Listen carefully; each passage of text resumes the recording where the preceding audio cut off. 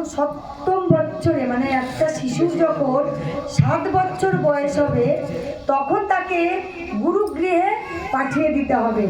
আমার ভগবান শ্রীরাম সেও কিন্তু 7 বছর বয়সে গুরুগৃহে গিয়েছিল। তখনকার নিয়ম ছিল কঠিন। গুরুগৃহে গিয়ে সেখানে পড়াশোনা করে তারপরে তার সংসারে যদি কেউ আসতে চায় তাহলে এসে সে সংসার পালন করত, আর যদি সংসারে আসতে না চায় তাহলে সেখান থেকে সে চলে যেত কোথায়? বনবাসে, সন্ন্যাস জীবন যাপন করতে।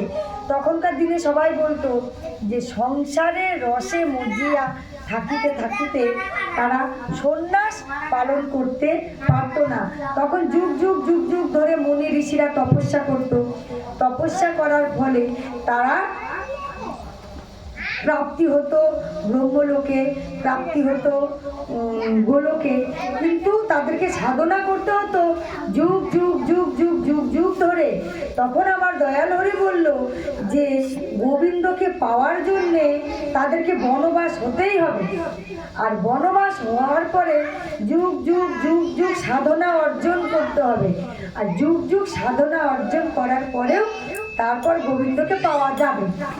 তো তখন বললো যে না, আমার এই ভক্তরা এত কষ্ট করতে পারবে না, গোবিন্দকে পাওয়ার জন্য তাদেরকে যুগ যুগ যুগ যুগ ধরে সাধনা করতে হবে না, তাহলে তার জন্য ভিন্ন উপায় বের করতে হবে।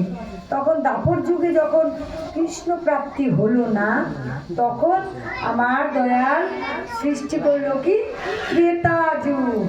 ত্রেতা যুগে তখন আমার শ্রীহরি রূপ ধারণ করলো কৃষ্ণ রূপে, আর আমার লক্ষ্মী রানী আবির্ভাব হলো রাধারানী রূপে। যখন রাধারানী রূপে আবির্ভাব হলো আর কৃষ্ণ রূপে, তখন তাদেরকে হরে নাম কেবলম, হরে নাম কেবলম, হরে নাম কেবলম এই মন্ত্র জপ করো এবং সাধনা সিদ্ধি লাভ করার পরে গোবিন্দকে প্রাপ্তি হতে হবে। তখন রসে মজিয়া ছিল মন, কি করিব কিছু বুঝি না।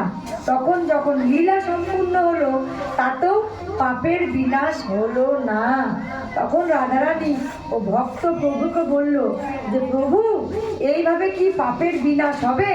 তোমার তো পাপ দিনে দিনে বাড়তেই আছে। তুমি সত্য থেকে ত্রেতাতে আসলা, ত্রেতা থেকে দাপরে আসলা, এখন তুমি কি করবা?